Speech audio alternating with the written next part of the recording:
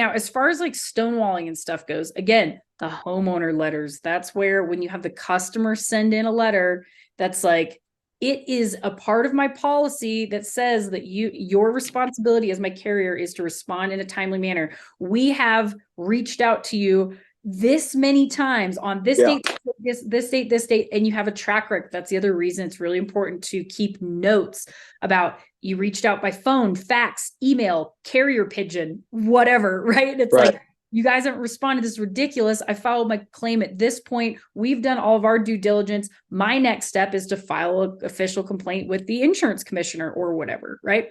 Right. So again, those letters are in that supplement training program. So, but those are clutch for situations where you're getting stonewalled or you have an unresponsive adjuster. What do you mean by stonewalled? They're just, doesn't matter what you do or say, they're not responding, they're not budging. Especially unresponsive adjusters, you're just like, they literally won't respond to us anymore.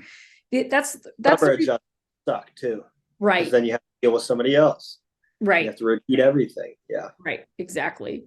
So you've got to have a way to leverage the policyholder, because the other thing to remember, I've said it before, I'll say it again, the insurance carrier doesn't owe you anything. Right. They don't even owe you a conversation. They owe the policyholder.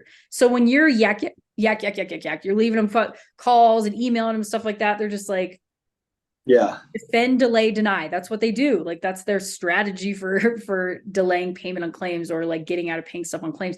But when Mr. and Mrs. Jones, who have a contractual policy and obligation with the carrier, are the ones that are like, what's up with my claim? I filed on this time. This is how long ago it was. Here are my consumer rights. I know that my policy states that I can have this, that I'm owed this, blah, blah, blah. Show me in my policy where it says that I'm not owed XYZ. Now the insurance company will sing a different tune, right? They can be like that. But that's when you need to know like how to escalate. Because that's the other thing. This lady might be calling and bitching, but what she might not be doing is using the right words, right?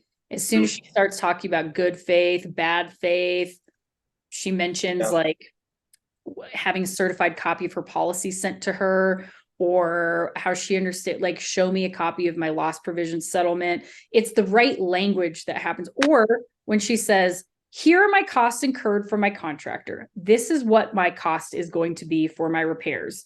Pay this, or show me in my policy where I am not owed coverage on these items. And if we don't come to a settlement on this in a timely manner by this date, and that could be 7 days from that date, you can just make it up. My next step is to file an official complaint with the insurance commissioner because I'm not happy with how my claim is being handled. It's amazing how they'll respond when they actually have a timeline and a threat. Legal escalation, right? So those are the tools that you have to have. So again, we can't talk about policy at all, you and I. It's not our policy. We can't violate UPPA laws, which are acting as a public adjuster without a license. We can't refer to policy or anything like that.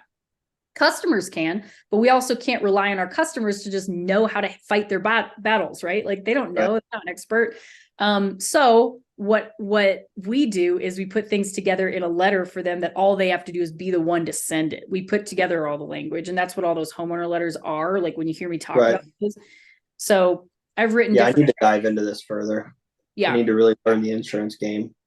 It's when you have more knowledge about like how things work and what policies say and things like that, knowledge becomes power, because that's where you get leverage. Otherwise, you're just like chatter, noise, and they don't have to do anything, right? That's about me right now. Yeah.